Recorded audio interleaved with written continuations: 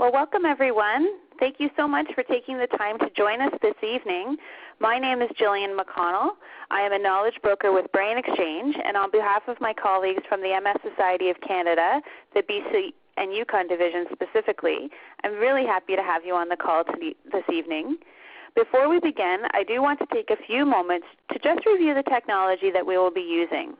The audio is provided over the phone, which means if you're hearing my voice, then you're all set, and the visuals or the slides are provided by an online link that you should have received in the connection details, and that way you can watch the slides as our presenter speaks. On the bottom left of your screen, you will see a blue bubble. If you move your cursor or your mouse over it, you will see Chat with the Presenter. If you click on that, the chat pod should appear, and that's how you can communicate with me during the event as well as with the presenter. I do want you to note that only the presenter and I can see your notes in the chat pod, not your fellow participants. And this is also where you can send your questions during the Q&A portion. I also want to make you aware that all of your lines have been muted for this call, and that just helps us minimize any background noise or private conversations, sirens, dogs barking, etc. If you do need to ask a question or have a concern during the actual presentation, then please use the chat pod as I won't be able to hear you. The presentation itself is being recorded, and within a week or so it will be available both on the MS Society of Canada's BC and Yukon Division website as well as the Brain Exchange website. So for the purpose of today, these are the only features you really need to be familiar with. The webinar is scheduled to be 90 minutes in length, and our presenter will speak for about 60 minutes or so total, and then we'll have the remaining time dedicated to some question and answer and discussion. I do ask that people refrain from asking questions in the chat pod until the end of the discussion, unless of course the question's technology related or has something to do with an acronym or definition, and then we'll do our best to help you out.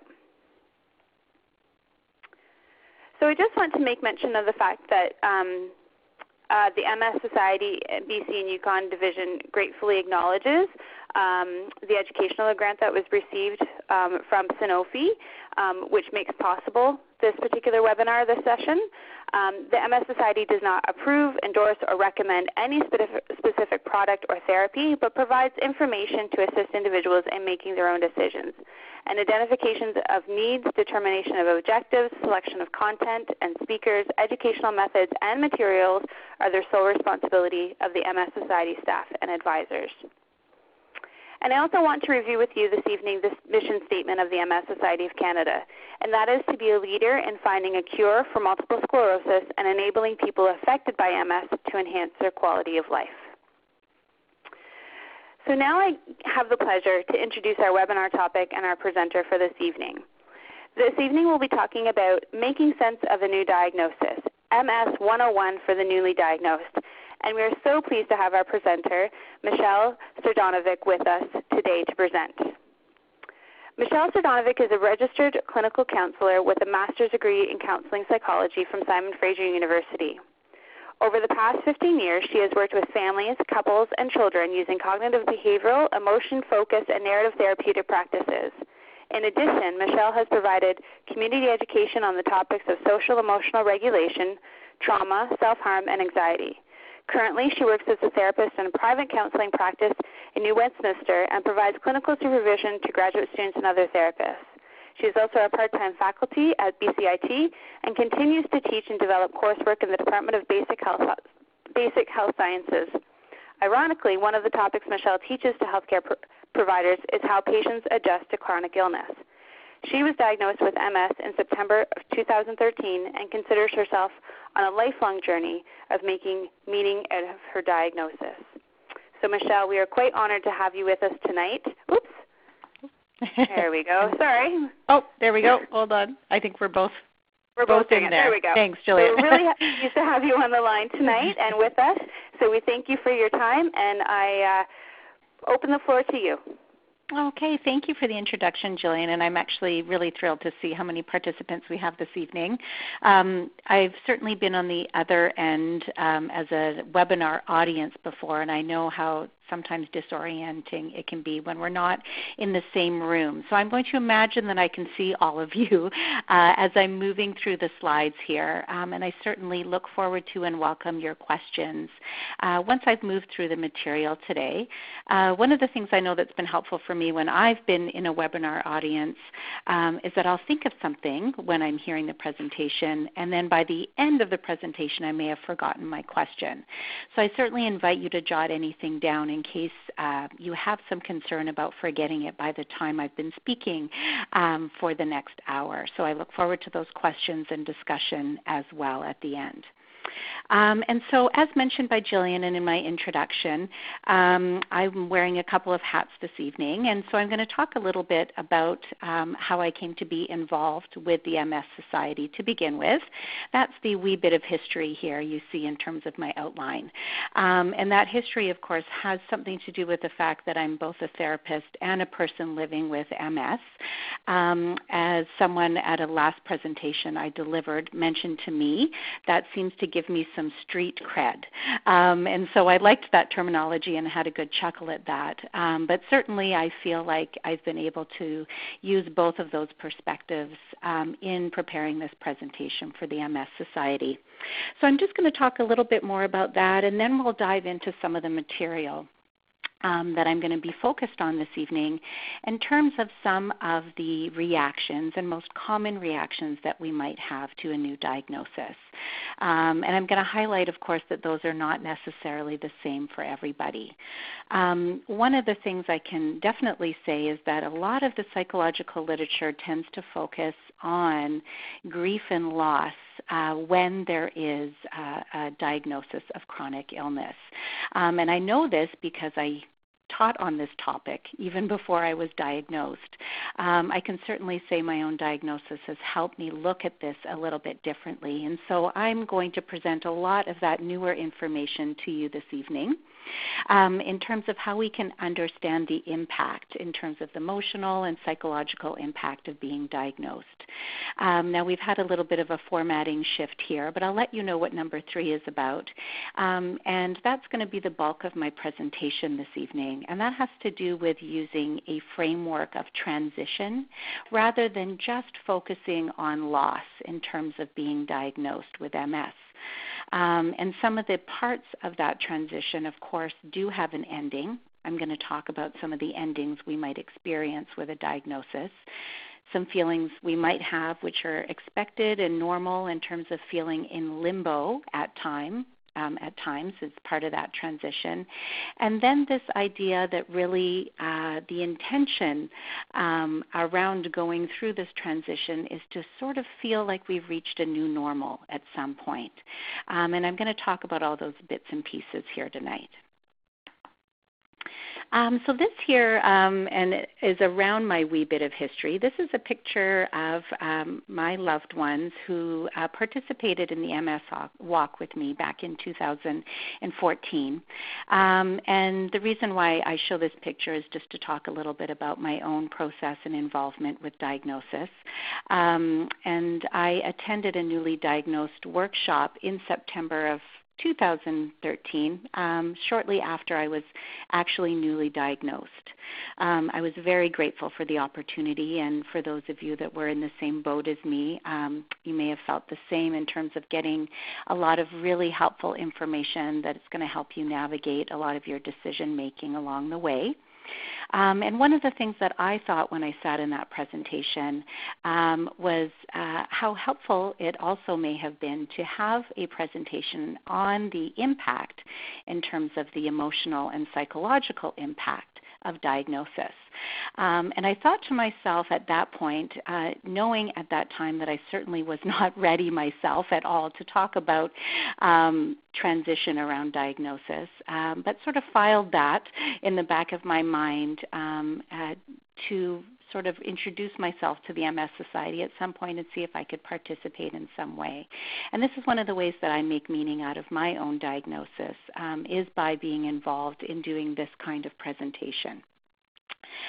So that's a picture and a wee bit of history around my background and how I ended up here. So I'm going to just jump right into having a look at some common ways that the psychological literature, and I'm doing a very broad sweep here by looking at one model, of course, and this might be a model that you're familiar with, but this is a way that the psychological literature tends to have a look at what illness adjustment looks like. And it's based on a model you may have seen or heard of before, because this model has kind of been embedded in our pop culture in some way around the stages of grief.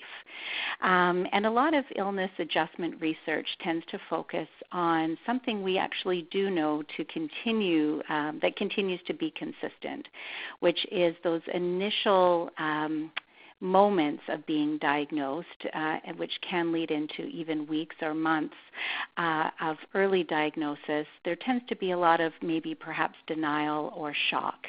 And that holds true no matter what research we tend to look at. What looks quite a bit different in other areas of research here is what happens after that denial or that shock tends to wear off a little bit. Now, this particular model, which was developed by Elizabeth Kubler-Ross quite some time ago in the late 1960s and early 70s, focuses on this idea that we tend to move through a series of stages before coming to a place of accepting some very difficult news, in this case that being a diagnosis of a chronic illness. Now, certainly, when we look at that now, we know there's a lot of other research that tells us that it doesn't necessarily look that way in the middle for everyone. Certainly, there's a lot of emotional experiences, some being anger, some being sadness, and many others that people do experience, and these are very normal, but they actually are not necessarily set out in the same kind of order that this model depicts here. And the other thing we know about this model that I'm going to be talking about is this idea of ultimate acceptance is not necessarily an arrival point for a lot of people, particularly people living with chronic illness or dealing with another adjustment in their life. And so this is a rather lofty ideal, this idea of ultimate acceptance. And so I'm going to help us reframe that a little bit in terms of arriving at a new normal rather than feeling like we've accepted the diagnosis fully, because that can change from time to time. And so I'm going to contrast what I've just spoken about here with the model that I'm actually relying on for the rest of our discussion here this evening. And that is this model that's been developed more recently. And this model was actually developed out of the psychological literature based on illness adjustment and adjustment to a diagnosis. And so you'll see here that this comes from a paper actually on the transition in chronic illness. And the idea here is a little bit different. I've highlighted here in this green box the words "the ending" because that's what a lot of the literature thus far had focused on. But we certainly know there's some other things that happen for us when we are diagnosed in terms of how we make sense of that. And so we do move away from what we might call here familiar life into experiencing certain kinds of endings. And I will talk more about what those could look like and what those might typically look like for us. From there, however, rather than moving into this idea of moving towards ultimate acceptance, what we know is that at times we may feel in limbo about that particular ending until we find a new way to live with that loss, right, which becomes our now familiar life or our new ordinary. At the center of all of this is certainly a transition in how we identify ourselves or how we make sense of our own identity. So I'm going to use an example from my own life as I talk about this model. Sometimes it's a little bit easier for us to make sense of things that look scientific by embedding a story into this model. And so to tell you about my own experience with an ending, after I was diagnosed, I realized quite quickly that I was no longer able to do hot yoga. So for those of you that may experience some similar kinds of symptoms in terms of a response to heat, I actually thought initially when I was having some of my first MS symptoms that going to do more yoga was going to be helpful. And so I actually increased my hot yoga classes per week, thinking that maybe I was stressed and needed to relax more. Unfortunately, of course, because of the heat, that was more detrimental in terms of symptoms. And after I was diagnosed, there was the ending for me, one of my first real concrete endings that I'll use as an example today in terms of me no longer being able to do hot yoga. And so when I think a little bit about endings, the diagnosis for all of you may have meant different kinds of endings. For some of us, that might mean an ending in employment. It might be an ending in terms of having an ease of mobility. Maybe endings around cognitive function, maybe different kinds of endings for each of us. And so I'm going to move through this model now together just as a way of us to understand how we can make sense of our own diagnosis. And I invite you to think about some of your own endings as I talk about my hot yoga ending in the context of this framework. So I have some powerful quotes embedded into this PowerPoint just to let you know. And these quotes were actually pulled from research done with patients who identified living with MS. And this is what Yolanda had to say about a particular ending of hers. It's difficult to predict how I'm going to be feeling, both physically and psychologically. It's impossible for me to plan ahead. A lot of the things that influence how I feel are now out of my control, including the weather and how I've slept. And so when I think a bit about some endings there for this particular person living with MS, has a lot to do with feeling like there is some predictability and control and capacity to plan ahead for her future. And so certainly we know that that initial diagnosis can cause a lot of disruption in looking forward and feeling like we have control over things. And there is a requirement to perhaps let go of some of what was planned, whether that looked like, future employment, a different work schedule. For me, I know it was pursuing a PhD. I had just finished my master's degree when I first started to get symptoms, and I'm still revisiting that idea of the PhD possibly, but I would say that that plan has been put on hold rather than been more of an ending. And so what we're looking at here is the ways in which we may all have to let go or experience certain kinds of endings. And so along with that letting go or experiencing some of the endings that accompany a diagnosis, there may be some emotions that arise for all of us at different points in this process. And so I've put these in a bowl as though they were kind of a mix of ingredients, with the idea here that certain emotions can pop up while others are less familiar to us, and that we may feel different emotions at different times in our process of letting go.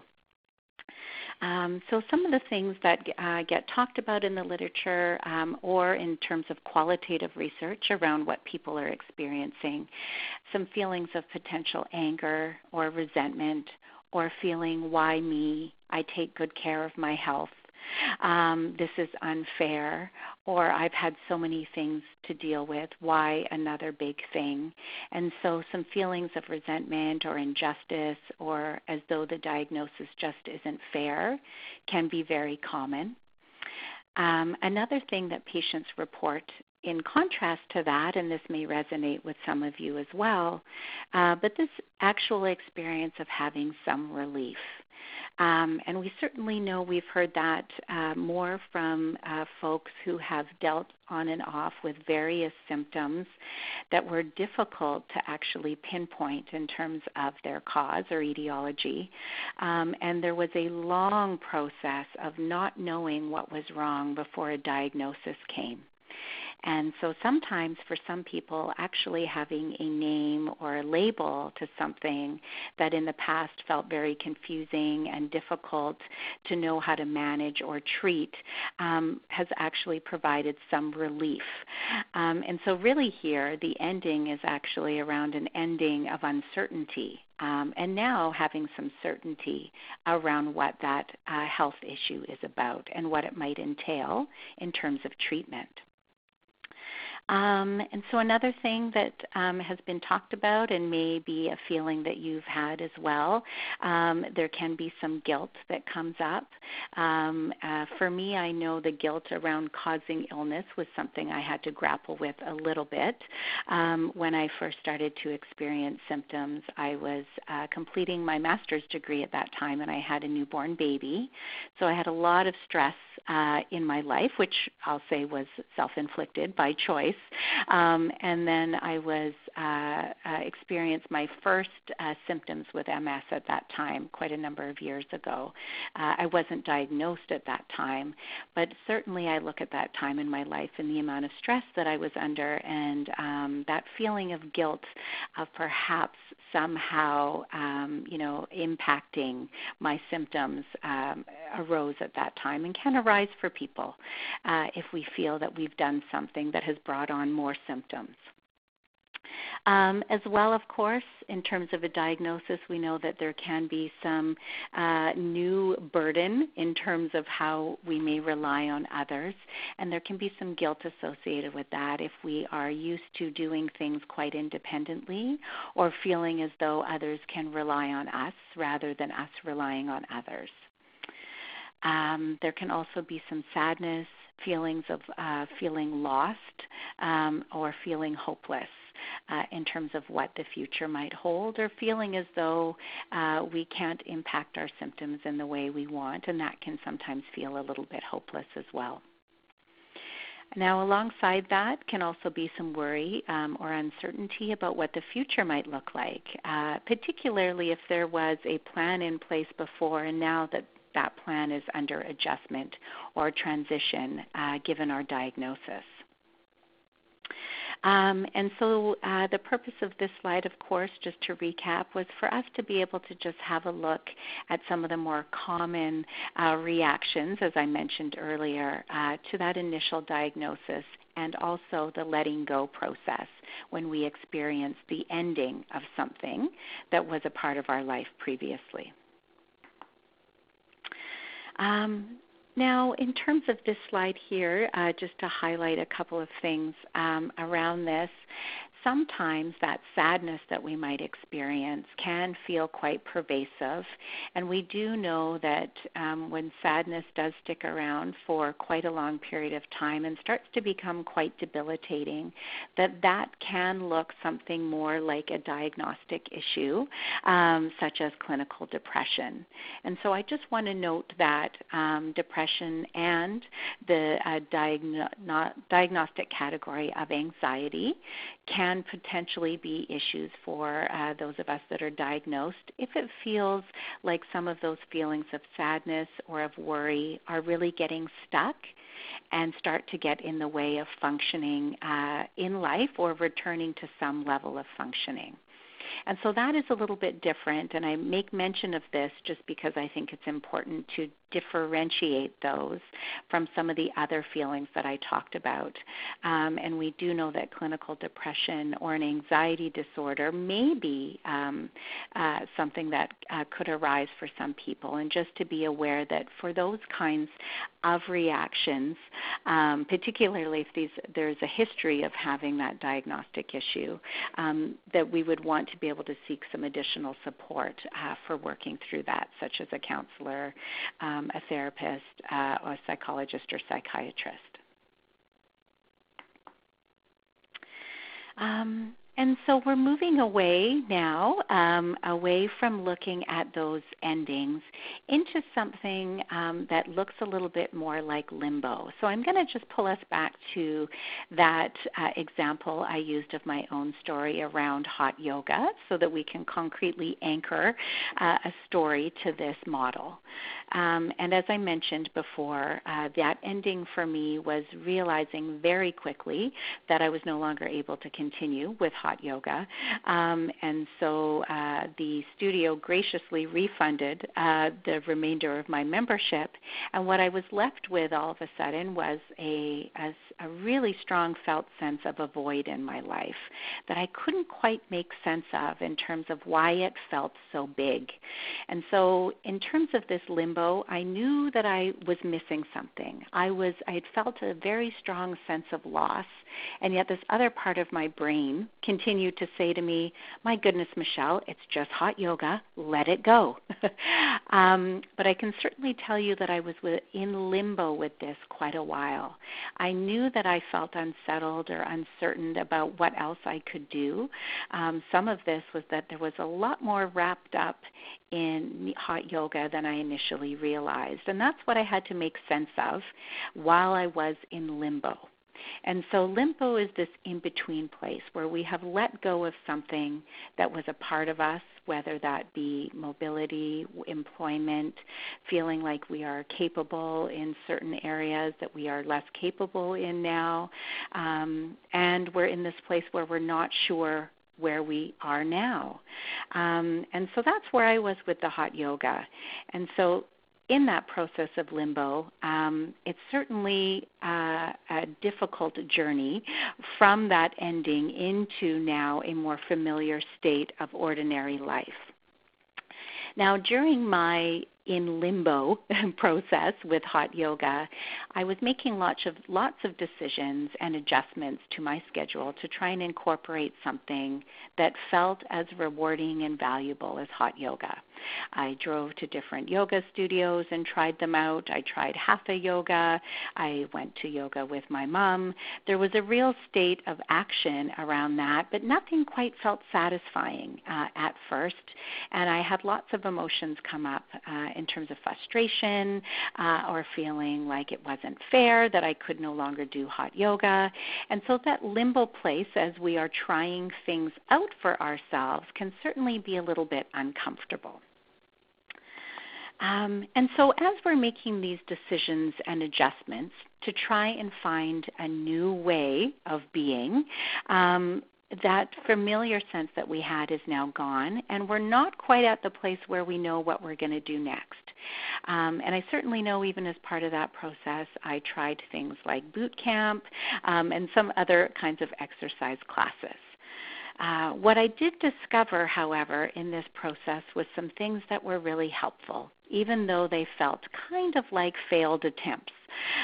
What I found out is that a lot of my hot yoga experience in terms of it being about me was because I used to go with a group of friends. And so there was a social aspect to it that was certainly missing in my new classes. I also discovered that I liked to exercise and feel like I'd sweat a little bit, and so doing hatha yoga was not satisfying.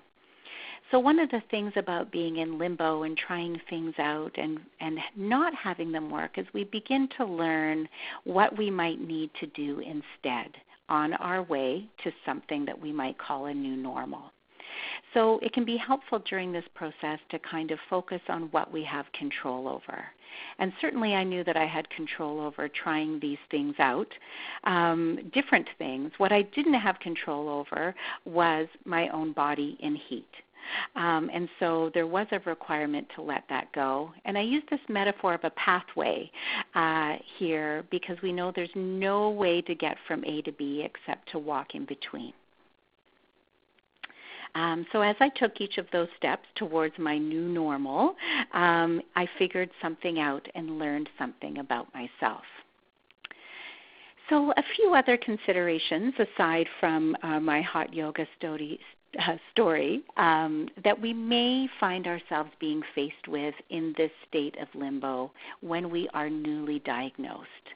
And so some decisions and adjustments that are very common with a new diagnosis is that decision around who to tell, when to tell them, and actually how to tell them. And I know I certainly had this experience when I was first diagnosed. I actually at the time had 3 separate contract jobs. So there was lots of decisions to be made around what was I going to continue to do and what might I let go of.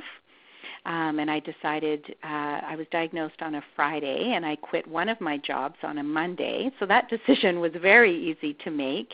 Some of the other decisions I had, like with my teaching at BCIT, were a little bit more difficult to make. I wanted to stay teaching, but I wasn't quite ready to share information about my diagnosis. However, needed to let some of my colleagues know that I needed to cut back on teaching, and the uncertainty around how to communicate that without revealing my diagnosis when I wasn't ready. And so you may also find yourself faced with some of those similar kinds of decisions, and that feeling of limbo and uncertainty we might feel around knowing what is the right way to go. In terms of being able to share that with family members and friends, I remember feeling as though I needed to let my daughter know because she saw me struggling with quite debilitating symptoms at the time of my diagnosis. And she was quite a bit younger then because I've had MS for a few years now. But I had worked myself up to telling her without it making it seem like a really big deal, but I wanted to let her know that this is what had been going on with her mom. So she had a name for it. And the funny way that she responded to that was actually she asked me if I had MS because my initials were MS. My name, Michelle Srdanovic, of course. And so in a child's mind, she was trying to make sense of who else in our family might get MS. Her initials are different, so she thought she was off the hook. But my husband's name is Mark, and so she was a little concerned about her dad also perhaps getting this thing called MS. And so with humor, I share this story around sometimes as parents we can certainly put a lot of pressure on ourselves to try and communicate these things in the just perfect kind of way. And we certainly know that children are sometimes a little more resilient than we might give them credit for. So there are all of those kinds of initial considerations around who we share it with and in terms of where that gets shared in our family and in our workplace. And we do know that for those people that we have shared this with, in some way, shape, or form, they're in our inner circle of knowing about our diagnosis. And in a way, they are potentially part of our support team. And so I'd like the idea of thinking about, in terms of our diagnosis, an intentional or purposeful decision-making process around who we want to invite on our support team. And so I think about that as being some formal supports. I know my own support team includes the MS Society and a team of medical professionals at Burnaby General, and also a naturopathic doctor in terms of a provider for sort of an alternative health care. And those are all decisions that are, of course, made in terms of what is a best fit for you. But those were some intentional decisions around my own support team. Other formal supports might include, chiropractic care, massage, or other kinds of counseling or emotional support groups that we might attend. So in addition to those formal supports, I think it's also helpful to think about who are the informal supports in my life, that friend that I can call who gets where I'm coming from, my partner or spouse, my sister, my own parent. Who are those people that we might be able to rely on to invite onto our support team as we navigate this transition to our new normal?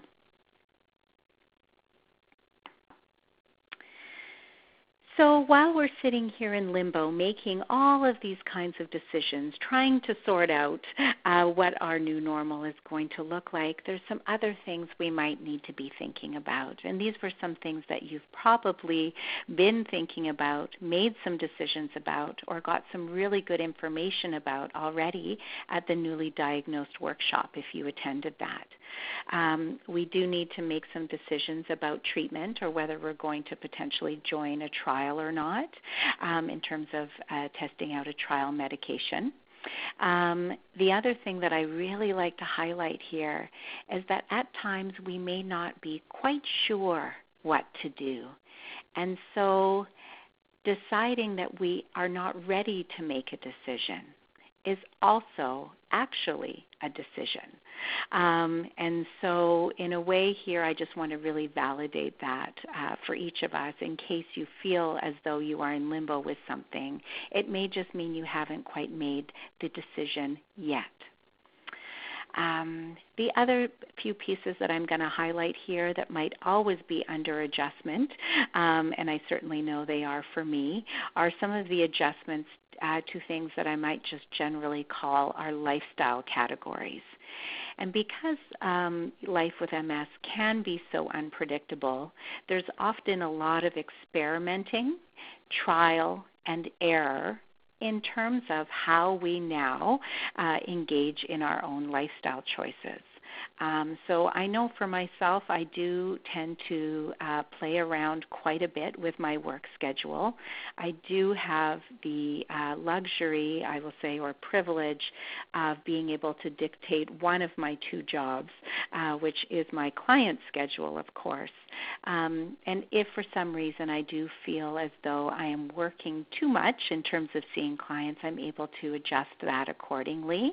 Of course, it can be difficult to often do that in a 9-to-5 kind of scheduled job, but we may be able to make some other kinds of adjustment to our work schedule by reducing hours and considering the idea that we want to be able to engage in life just enough, and that might look different from one moment to the next. Along the way, we also may be making adjustments to our diet and exercise. I've certainly heard people in other workshops talk a little bit about some of the changes they make until they find a diet or exercise program that tends to fit where they're at in their own relationship currently with MS. And so my story here of hot yoga is a great example. I had to make some adjustments to my exercise schedule and routine. And I'm also in ongoing fluctuation in terms of diet around whether or not I eat gluten, and that may be something that you're visiting as well. And so we know that all of this can be experimentation and kind of requires us to listen to our bodies. The last place where we may be making adjustments or feel in limbo is around our social calendar. If we were previously a very social person, we may find that we don't have the same energy levels to be engaging socially in the same kinds of ways. Or if we tend to cope by isolating ourselves or avoiding, we may find that that's actually not helpful to our own mental health and well-being, and it might be important to connect with others more. So again, this is another area where we may be making adjustments in an ongoing kind of way. And so I'm going to just mention a couple of things around my own adjustments around hot yoga before I look at this new normal that I experienced in terms of my new exercise program becoming ordinary. as I mentioned, I experimented with quite a different number of things, and I was able to sort out that I was missing both the social aspect as well as the feeling of having some rigorous exercise. And so in terms of being able to sort out what you might need from something, that process of limbo can help us sort that out. And as a result of that discovery, I was able to recognize that having an exercise video class at my house allowed me to make some decisions around my own health and well-being that day and whether or not I could actually exercise, as well as get the social aspect of it. So that actually became my new ordinary and continues to work off and on now as my way of connecting with other people and experiencing exercise that is just the right amount for how I'm feeling on any given day. So that lands us right in this place, as I make mention here, of a new ordinary. And you may have noticed that this is spelt in quite a strange way, and this is actually intentional in terms of the model, with the idea that there is now, once we have attained a sense of having a new kind of normal, we feel a little bit more adjusted. We feel as though we've incorporated this way of being into our identity, and we have a sense of order where we may have felt unorganized or somehow disordered previous to this time. And so that's just about feeling as though life is back in order again. And so becoming ordinary is about finding our own new normal. And so I'm just going to read this quote out to you. And again, this is from a participant in some research who's living with MS and talks about his own experience. Over time, we can begin to integrate the fact that we have this diagnosis into our life. We absorb the news like a sponge absorbs water, and we have some sense of feeling almost normal again. We might even find out that we are capable in ways that we didn't know about before. I'm required to live with this. Now how will I do it? And so I'm going to talk about some of the ways that we can actually work through this transition with whatever ending we're going through to be able to work towards this idea of becoming ordinary. Now, as I move through the slide, I just want to acknowledge a little bit of transition issues while we're talking about transition in terms of how this slide is actually presenting. So I'll make sure that we've got all the words in terms of how I'm languaging them. And the first thing that I'm going to talk about in terms of really adapting versus accepting is being able to make friends with unpredictability. So a few important things that we'll say about this. For those of us that may be more comfortable with predictability, having a diagnosis like MS can really throw a wrench into things and really create some potential feelings of being out of control or not knowing what the future holds. So I'm going to suggest a few things around how we can make friends with that new feeling. And the first is finding ways to actually be gentle with yourself. And so I like this idea of framing our own transition around practicing ways to live better with illness. And so we are always practicing, even when we feel like we might not be doing that well. It is ongoing practice to learn to live better with that unpredictability. And there may, of course, be some real understandable emotional and physical ups and downs in terms of this process. There may be times, I know for myself, when I feel like, oh, I've got this. My diet and exercise are just right. I'm working just the right amount. And, I'm feeling pretty balanced and grounded, and I'm living really well alongside MS. And then, boom, a couple of days later, I'll notice some numbness and tingling in my hands. And I'll start to get worried, oh, is it because of what I'm eating? happening?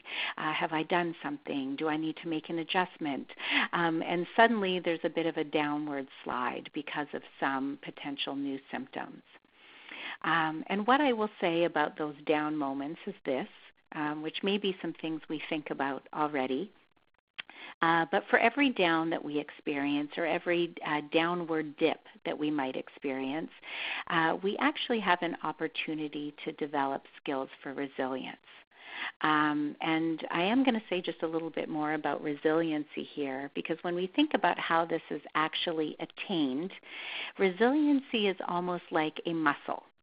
And I'm going to use this metaphor comparison because I think it's a little bit helpful to understand this in a more tangible or concrete kind of way. When we are wanting to build a muscle, we actually need to stress it or tear it in order for it to build up strength.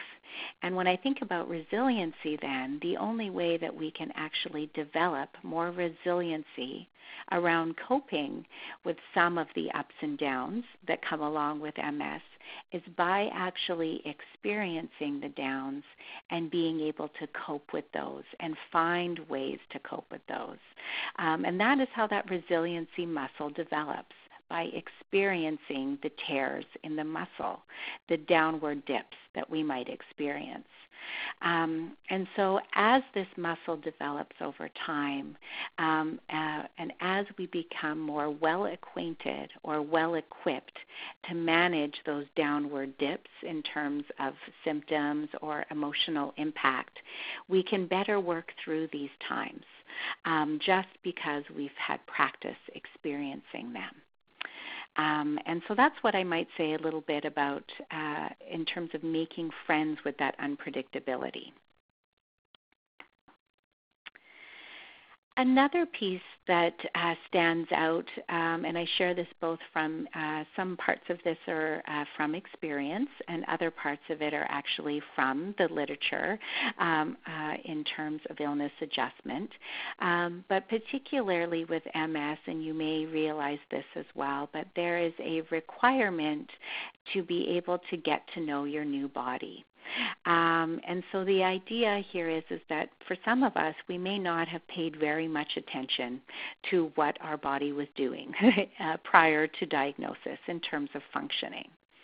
A good example that I could give you of this for my own noticing or awareness is that I used to start my day by thinking about all of the things that I needed to achieve that day, sort of a mental to-do list, if you will, and sometimes a physical to-do list. And that is what would guide my action and activity for the day.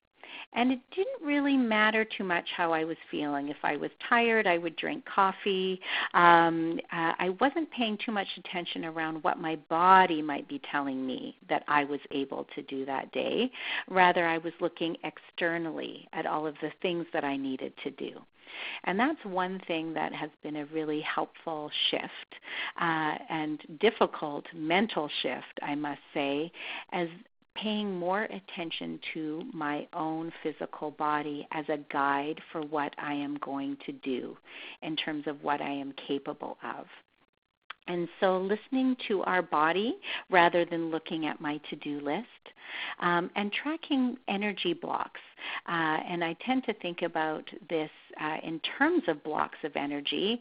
When I wake up in the morning, I think a little bit about, how many blocks of energy do I feel that I might have today? And then what would be a priority to use that energy on?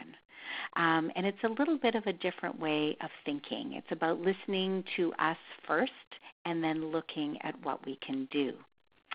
And so in terms of how we might listen a little more carefully to what our body is telling us, some people find it really helpful to be able to track that in a journal or on their perhaps on their phone, on their calendar, in some way, shape, or form, tracking their energy just so they can get a sense of if there is a pattern of their symptoms or a way to kind of get to know what their body might be telling them. And so this might be helpful for some people. And so certainly comes recommended. But what I will say about that is a couple of things here. This also may not be helpful for other people who don't tend to process information in the same way.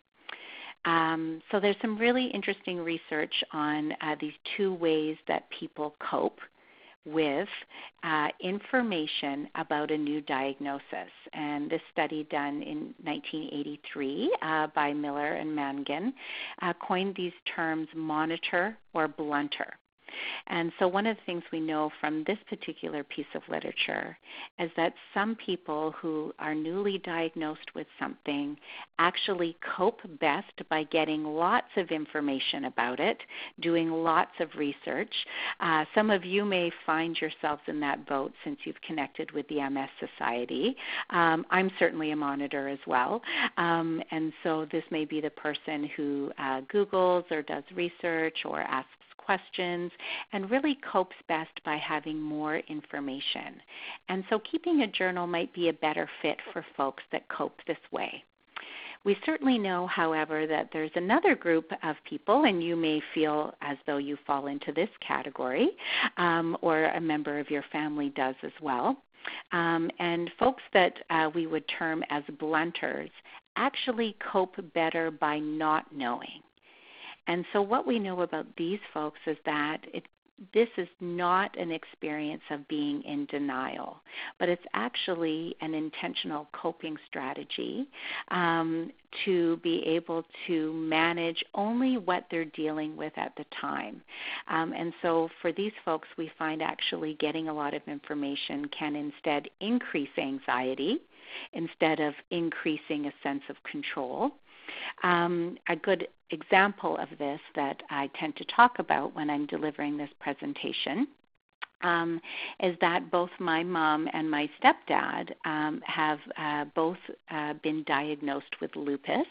You can see that autoimmune issues run in our family, of course. So my mom and stepdad both diagnosed with lupus, and yet have an entirely different ways of coping with that diagnosis. My mom bought every book, I think, that had been written on lupus, did lots of research, seeks out alternative health care to be able to cope with some of her symptoms. And my stepdad, on the other hand, prefers not to know more than he needs to know.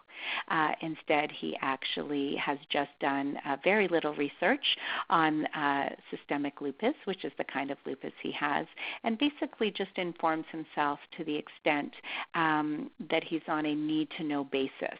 And that's actually how he copes with the illness, and both my mom and my stepdad are coping quite well, albeit differently. So it's something to think about just in terms of as you get to know your new body, what are some ways that you actually cope best? Do you cope with lots more information, or do you cope with just enough information about MS as you make sense of the symptoms that you might be experiencing? Another place that we want to be able to pay attention to when we are on our quest for our new normal or becoming ordinary is examining the way that we make sense of ourselves in the context of our relationships. And one of the things that we know about health is that we tend to be healthier when we are also connected to others in healthy kinds of ways. And having MS, may really require you to do some things in your relationships that you have never done before. And so we certainly know there can be some big adjustments and changes there as well. You may end up experimenting with saying no, and you maybe have not set boundaries like this before in your relationships. Alternatively, you may find yourself needing to rely on people differently, or having to ask for help when you previously actually function quite independently. And perhaps people are not used to you asking for help or used to you relying on them. Another thing that may be new in the context of relationships is that you may have had to learn how to do certain things yourself, such as more frequently going to the doctor. It may be impossible to have a support person there. And so some of the things that you actually used to do in the context of a relationship with a support person are things that you're now doing on your own, such as doctor's visits, for example. So one of the things that I really want to highlight on this slide is that we certainly know having a challenge in our life also may then invite us to have a look at our current relationships in terms of how supportive they are. And it may be difficult for our caregivers and support providers to be able to process what our illness means for them as well. And of course, we can certainly have a lot of compassion and understanding around that. And ultimately, we want to choose relationships that are generally supportive of us. And we know that that, of course, has positive health outcomes. That may mean that there are relationships in your life that you may let go of as a result or as a consequence of actually being diagnosed with MS. Or relationships will change or perhaps fall away in unexpected kinds of ways. And there's some really interesting and good research and a book written by Dr. Gabor Mate, who you may have heard of. He was a physician or an MD here in the Lower Mainland for quite some time and has done lots of research in the field of addiction and trauma and health and chronic illness and attachment with children, so a really broad but connected range of research areas. He's written a book that was very meaningful to me, and I'm just going to share the name of it here. It was a bit of a hard read, but there was a lot of research shared in this book that really reinforced the idea that carrying around some unresolved emotional baggage, including perhaps any unhealthy relationships, can impact our health in really direct ways. Now, the name of that book by Dr. Gabor Mate is When the Body Says No, and in that book he's actually making some direct links between ill health and emotional ill health. And so it's a pretty powerful read, but just reminds us that those two areas of health can really actually be quite deeply connected. So my last slide here, just in terms of actually becoming ordinary, but again with the goal of looking towards how do we make sense of who we are now that we have this diagnosis, and what does our new normal look like? There might be some different ways that we have to intentionally make meaning of our lives and actually live with purpose. And again, if our old identity was perhaps wrapped up in a particular career or in a particular role that has required some ending or loss or adjustment, then our task, of course, is to perhaps find some new intentional purpose or meaning in our life. And so while that process may look a little different for all of us, I do recommend the experimenting of what I like to call two extremes. And these two extreme states of being can help us find ways to live with purpose or sort of feel like we have a purpose to our lives when we have had to make such big adjustments. And so the ideas here first are about getting comfortable. This idea of making your home your comfy, safe place, your oasis, where you can retreat to if you're having a difficult time. Being able to concretely express love to your loved ones, your safe people, your support circle. Being able to do things that promote your own well-being, like practicing deep breathing, finding ways to move your body, even if it's in ways that you never used to move your body or that are unfamiliar to you. And I have here trying yoga because we actually know that there's a lot of research that connects physical well-being to the practice of yoga. And we do know that often yoga can be helpful for all kinds of folks with different mobility parameters. And so yoga can be a very helpful thing for both physical and mental health in terms of getting comfortable. So besides doing those things that make us feel really nurtured and really safe and really emotionally grounded, I think we often get purpose from our life from also taking some risks, feeling alive, and having a sense of adventure. And so the concrete decision to actually also get uncomfortable at the very same time can bring back some purpose or meaning into our lives. So thinking about all of the things that you've ever wanted to do, your bucket list, and how you might be able to intentionally work towards still making one of those things possible. And that may require some adjustments. Being able to push yourself outside your own comfort zone. And so I will say for me, doing these presentations for the MS Society has been a little bit outside my comfort zone, but again brings a very particular meaning and purpose to my own life living alongside MS. Being able to travel, even if it's just to travel from a suburban home to downtown Vancouver, experimenting with going places you haven't been before, and that intentional adventure to experience something new or different.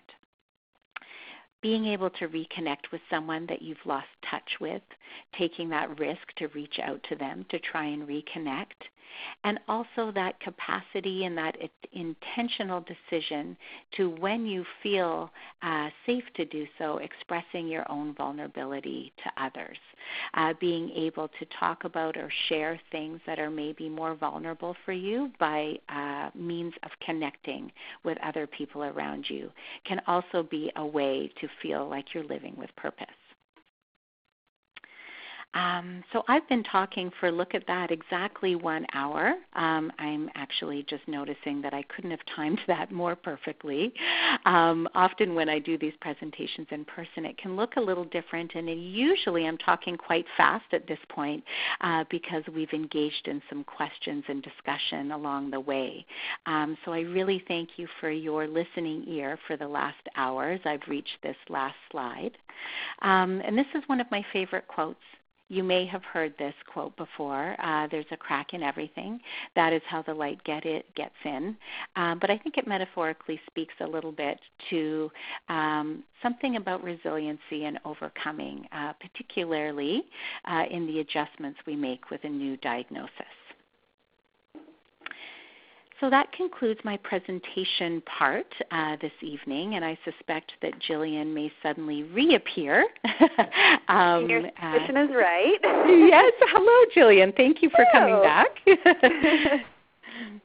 Well, thank you very much. And I think I speak for everyone. I confidently say that I speak for everyone when I say that the wealth of information and insight that you've provided in this past hour has been truly not only educational, but I think just it so uplifting in terms of walking through this journey in a positive way and coping and different strategies. So very, very interesting and very uplifting. So thank you so much for that. Well, thank you. Yes, of course, this is the time. And yes, you've timed it perfectly, quite literally to the minute. So well done to you. So this is the time that we do want to dedicate to some questions that those that are on the line may have. I'm going to review just with our participants the ways in which you can ask a question to Michelle. And just as a side note too, we also have my colleague C.C. Bradshaw on the line from the MS Society of Canada, the BC and Yukon Division.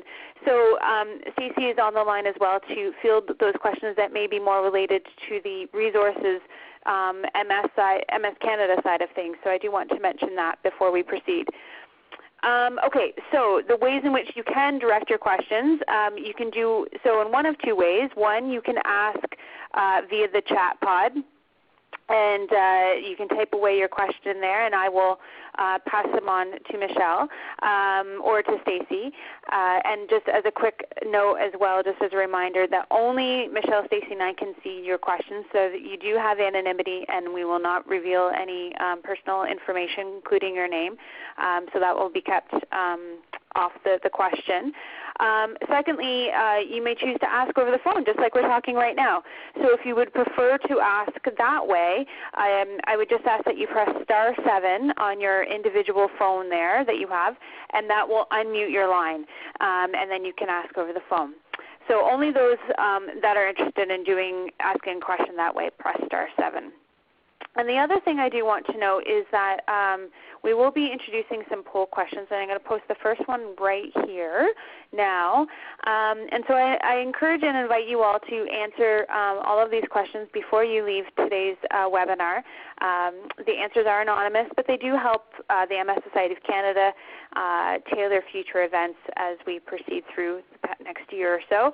So please, you can just click your mouse on the response that you feel best suits your feelings about today's session. And there's, I believe, around 5 questions or so. So we're going to jump right in here. Okay, so we have a question. Can you speak a bit about the relapse and remitting aspect? A person can regain a great deal of what they've lost in an attack and can bounce back, just that the ball doesn't bounce as high after each bounce. So that's a great analogy. Mm-hmm. Absolutely. Would you like me to pick up on that question? This is Michelle here. Yeah, Michelle, maybe tackle that first, and we'll go from there. Yeah, sure. And then Stacey, I mean, it's certainly if you had anything to add, feel free. When I think a little bit about the relapse-remitting aspect, I certainly, appreciate the acknowledgement of that, because, of course, that's absolutely what I think about when I think about sort of that ups and downs in terms of developing some resiliency. And so I'm going to be a little bit off in my statistics around this, but I remember being told when I was diagnosed with relapse-remitting MS, so that actually is my diagnosis, that about a third of people recover fully. A third of people, as you mentioned, have that ball bounce back, but just not as high. And then a third of people actually may not recover from, the symptoms that they experienced, and may then have some ongoing impact on function as a result of that. And so when I think a little bit about that, in terms of, I guess, perhaps coping and resiliency, one of the things that comes up for me certainly is that I think it actually feels quite hopeful around perhaps being able to bounce back a little bit. And then I think about the loss as perhaps being a little bit more around the ball not bouncing back as high. So what does that now mean for my day-to-day life? And how do I take care of myself perhaps a little bit differently to try and maximize my potential of recovering in the best way I can?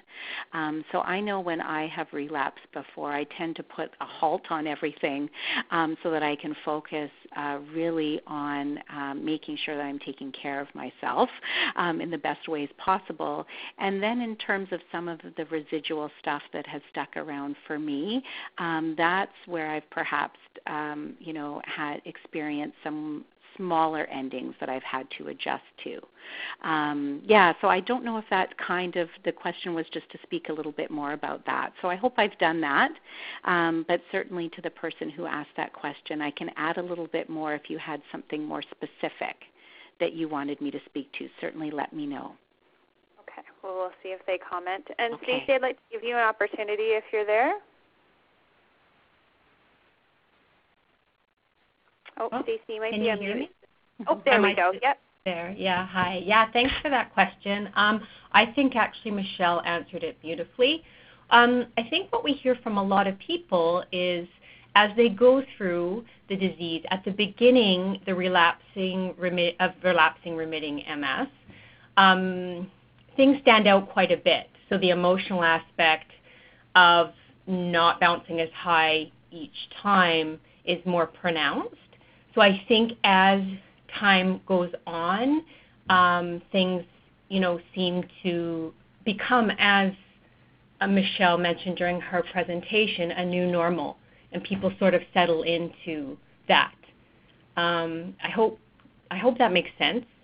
Does that make sense to you, Michelle? Just so that it does, absolutely, yes. And I'm picturing a ball bounce, as you mentioned that, Stacey, which I think is a lovely metaphor for actually what that really feels like. Yeah, yeah. Wonderful. And now, we haven't had anyone ask any other questions through the chat pod, but maybe, Stacey, I'm wondering if this might be a good opportunity where you can just speak to briefly some of the services and resources that are available at the MS Society for those that have not yet walked through your doors and or maybe unsure of what to expect. Maybe, there might be a little fear or trepidation that goes along with a new diagnosis that maybe you can help provide some insight into. For sure. I just noticed, though, there was a hand raised. I thought I saw a hand raised. Oh, it looks like maybe that person is. No, they may have gone. Offline. Yeah. Sorry about that. I just saw it. It looked like somebody had a hand raised with the little yellow. Yes. Okay, so at the MS Society we have several core programs and services. So we have an information and referral program, and this is through our MS Knowledge Network. So this is a service that's offered to anyone living with MS, professionals, family members, friends, where people can call in or chat with a navigator online or send an email and get up-to-date and accurate information about MS and about community resources. We offer support in the form of self-help groups and our peer support program. So self-help groups come in a variety of forms, and they're throughout nationally. There's self-help groups throughout Canada. And I always preface this with, a self-help group is not for everyone, but I do encourage people to try it out if they think they might be interested, because this is where people share valuable information, what works for them, what doesn't. Sometimes complementary and alternative therapies are shared, ideas. It's just a really great place to connect with people and get that support. We also have a great peer support program, which is a one-on-one connection with another person who lives with MS, and this person has been trained to support others. And the feedback that we get from that program is that it's just really nice to talk to somebody who, quote, gets it. A lot of people who are newly diagnosed actually reach out to this program because they can speak to somebody about their specific journey and just really gather ideas and information from someone who has been there. We have a very comprehensive education program. Of course, we offer webinars, as we're all taking part in right now, but we also have community-based workshops. And this allows for information to be provided, and we have different guest speakers and topics. And, another thing about our workshops is that it's just a really great place to connect with others. And we often see people chatting with one another, exchanging emails and that sort of thing. We have a quality of life grant program, and this is specifically an equipment provision program. And this is where people who have a certain it's based on financial criteria, and people have access to mobility aids, things for their home, different items, bath chairs, things like that. Again, this is based on financial criteria, but something to keep in mind. And we have a great volunteer legal advocacy program. Now, right now, this is operating, I believe, in BC and Yukon only, but we are hoping to expand. And this program offers two parts. The first part is help with comprehensive forms such as Canadian Pension Plan, disability, or insurance forms, things like that. And the second part is based on a financial criteria, and that is access to pro bono lawyers. So I guess something new that we're doing in recent years is focusing a little bit more on a wellness program. So in a few communities we're able to offer yoga, and really trying to partner with other organizations who can offer wellness initiatives to our clients as well as theirs. So I hope that gives a bit of an overview of what we offer. Yeah, I think that's very helpful. Thank you, Stacey. Okay, so we have a couple more questions here. Very quickly, someone was just asking if you could repeat the name of the author of the book, When the Body Said No, Michelle? Yeah, I sure can. So the name of the author of that book is Dr. Gabor, G-A-B-O-R, and his last name is Mate, as in pate, but with an M. So Dr. Gabor Mate. Okay, and I'm just going to write that into the chat pod here too. Sure. So we can send it to everyone. Yeah, and the name of the book is When the Body Says No. Okay. Perfect. So hopefully I got the spelling right there. Okay, so another question, and thank you all for participating in these poll questions as we're going along as well. Okay, so this individual says, I'm having a really hard time with coming to grips with my diagnosis, even though I was diagnosed 3 years ago. Since that time, I have had 15 or so relapses with 2 unsuccessful drug treatments. How do you cope with trying to get back up and keep going? And how do you grieve the loss of future potential? Yeah, okay. I mean, first of all, I think it would be really important for me just to acknowledge how how absolutely difficult this transition has been, for this person who shared that information. So thank you for naming that, and reaching out to talk a little bit about how difficult it's been, because it certainly, for some people, has more downs and less ups. And so it's hard to kind of hang on to anything or something that might feel hopeful when that has been the sort of initial progression over the last, say, 3 years, as mentioned by this participant, when that's been the progression of the disease. The way that I kind of make sense of what's been shared here around what might be accurately or understandably challenging for this person is if I go back to that little model that I've been using, and I think about how we experience endings and then we have these periods of limbo, the ideal would be is for us to be able to settle into some sense of having a new normal, or a sense of familiar, or kind of, okay, so this is what life is going to look like now.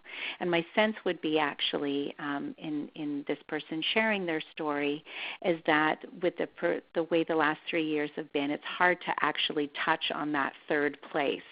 And rather it sounds a little bit more like there's been more movement between endings and feeling like there's limbo.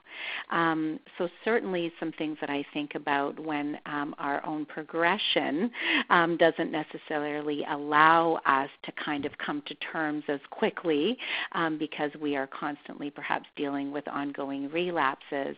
I think about the importance of one of our number one things that really can help with resiliency, and that is really focusing on sort of day-to-day, moment-to-moment functioning in terms of coping in really, really small chunks rather than trying to imagine or make predictions for a future, which can be difficult at this point. And the other thing, just thinking about the intentionality or really being purposeful about buffering up our own support system and really leaning on the people that we may be able to rely on and finding experiences of connection and value there when we feel like we might be having a more difficult time with the progression of MS. So those are a few things that come to my mind, and I certainly just also want to express that at times if things are feeling difficult, and sometimes reaching out to a more formal support system can be helpful as buffering up that support system, such as a counselor or a support group or someone through the MS Society in terms of this peer support group that Stacey mentioned, around that being really helpful as well. Thank you. And Stacey, I'd like to give you an opportunity to respond to that as well, if possible. I don't think I could respond any better. I think that was that was an excellent problem answer. to have, I suppose. Well said. So any other questions before we close for the evening? What I might do is one slide that I skipped over here, I'll jump to it if I can. There we go. And that just provides some further information with respect to the MS Navigators and the BC and Yukon Division Office. But I do want to provide, we still have a little bit of time left if anyone else has any other questions.